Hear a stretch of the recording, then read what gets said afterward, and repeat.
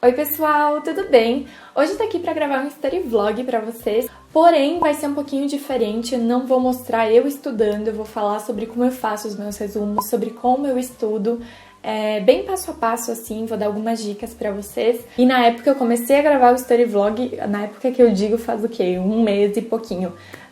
E não consegui terminar porque esse semestre tá uma loucura na minha vida e é por isso que eu ando tão sumida aqui do canal. Espero que esse vídeo possa ser útil de qualquer forma e vamos lá começar então. Então a matéria que eu tava estudando nesse dia que eu comecei a gravar o study vlog é microbiologia clínica e eu tenho gostado bastante de micro, não só das análises clínicas, mas micro ganhou meu coração.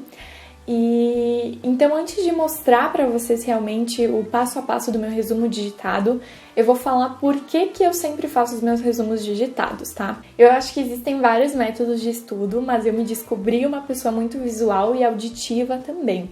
Então, para mim, o que mais funciona é resumo colorido, é resumo bonitinho e logo eu recorro para o resumo digitado. Para mim, o resumo manuscrito, o resumo feito à mão me toma muito tempo, tempo que eu não tenho para despender para uma matéria, me cansa muito mais e eu não vejo essa diferença que algumas pessoas falam que conseguem gravar por estarem escrevendo. Então, para mim, não funciona tanto dessa forma. Eu preciso ler o conteúdo e ler em voz alta principalmente para conseguir absorver bem as informações. E parece uma frescura, mas eu percebo que quando o meu resumo tá bonito pra mim, tá visualmente padronizado, eu tenho mais vontade de estudar e eu decoro melhor as coisas, eu consigo lembrar na hora da prova em que parte do resumo tava, que cor que eu tinha usado, em que local da folha. Então, tem me ajudado bastante a fazer sempre resumo digitado. E agora eu vou mostrar pra vocês o passo a passo, então, de como eu costumo fazer. Bom, gente, então essa é a carinha do meu resumo. Eu tenho gostado bastante de fazer dessa forma, em 2 colunas. E eu vou dar alguns detalhes pra vocês, porque eu tive bastante pergunta no último study vlog que eu postei. Então, eu uso o Word, o meu tá em inglês, mas se você tiver em português, são as mesmas abas, as mesmas configurações. E para começar um resumo do zero, a primeira coisa que eu faço é vir aqui em margens e colocar nessa opção aqui, que seria a margem estreita. Então, o meu resumo, ele começa o mais próximo da folha possível, isso me economiza folhas. Eu gosto quando um conteúdo ocupa, direitinho só uma folha. Além dessa opção aqui da margem, eu gosto sempre de usar 2 colunas. Se você vier aqui em colunas e colocar 2, não vai ficar essa linha aqui no meio, tá? Então, para deixar essa linha, você precisa vir aqui em mais colunas e marcar essa opção, senão vai ficar assim, ó. Tem gente que gosta também, mas eu prefiro com a linha no meio. E se você quiser essa bordinha aqui ao redor das páginas, é só vir aqui em bordas da página e eu sempre coloco essa terceira opção. Para os meus títulos, eu tô usando essa fonte aqui, que é a Dancing Script, no tamanho 20. E para todo o corpo do meu texto, eu utilizo essa fonte aqui, no tamanho 12, que é um tamanho razoável. E aí eu vou colocando em negrito a categoria do que eu tô escrevendo, do que eu tô resumindo. Mas todos os meus subtítulos eu coloco na mesma fonte que o título, porém no tamanho 15, para não ocupar tanto espaço assim. Deixa eu ver mais o que eu posso falar pra vocês. Para essa fonte, então, no título eu coloco o sublinhado.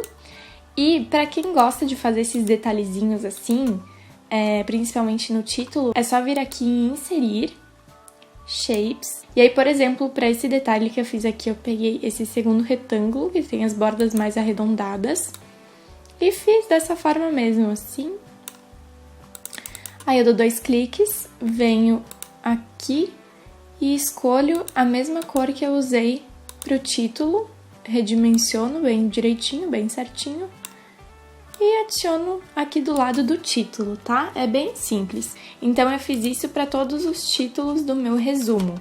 Outra coisa que vocês devem estar percebendo é que eu gosto sempre de separar os assuntos. Então essa primeira parte do meu resumo, exatamente essa primeira página, é só sobre estafilococcus. Então, tudo que for sobre estafilococcus eu faço nesse tom de rosa. Aqui na página seguinte já tô falando sobre streptococcus, também tudo em azul. Essas tabelas aqui que não estão tão bonitinhas são prints dos próprios slides que a professora postou. porque eu não quis passar tudo isso para texto e nem refazer elas, mas claro, ficaria mais bonitinho. Aqui Enterococcus tudo em verde e aqui as partes práticas eu usei esse roxinho, tá? Então, o meu resumo até agora deu 4 páginas, sendo que só esse conteúdo aqui, Staphylococcus, que no meu resumo deu 1 página, se eu fosse seguir só os slides, eu teria 48 slides só sobre esse conteúdo. Então, é muita coisa, e isso que eu não resumo tanto, eu gosto de ter um resumo, entre aspas, bem completo, então eu coloquei muita coisa, mas mesmo assim, né, é muita diferença de 48 slides para 1 página do Word. Então, depois que esse meu resumo tá feito, eu imprimo ele e começo a usar marca-texto ou algo colorido para enfatizar ainda mais as partes importantes, sempre seguindo esse padrão de cores. Então, sempre o mesmo assunto dentro do meu resumo vai estar com a mesma cor. Isso me faz lembrar muito das coisas e de alguns detalhes. Outra coisa que eu não falei antes sobre resumo digitado é que, como o resumo manuscrito me toma tempo, eu tendo a resumir muitas coisas e pensar, acho que isso não é tão importante. E no resumo digitado, como é mais fácil, eu costumo colocar. Então, dificilmente eu deixo algumas informações de fora. Não costumo mais julgar, acho que isso não é tão importante, isso é mais. Eu coloco tudo no meu resumo, porque eu prefiro que ele fique grande, que não seja tão resumido assim, mas que eu tenha todas as informações aí. Depois disso, eu vou pro meu caderno, abro na disciplina e começo a ler as minhas anotações que eu fiz durante a aula. Isso também é bem importante. Às vezes o professor fala algo que não tem nos slides, não tem no livro, não tem no conteúdo que você está estudando. Então é importante também anexar as informações da aula, coisas que você tem anotado. Então eu pego o meu caderno, vou vendo as informações que eu tenho a mais que não estão no resumo, fazendo essas anotações com caneta mesmo, o manuscrito não tem problema, para que ele fique o mais completo possível.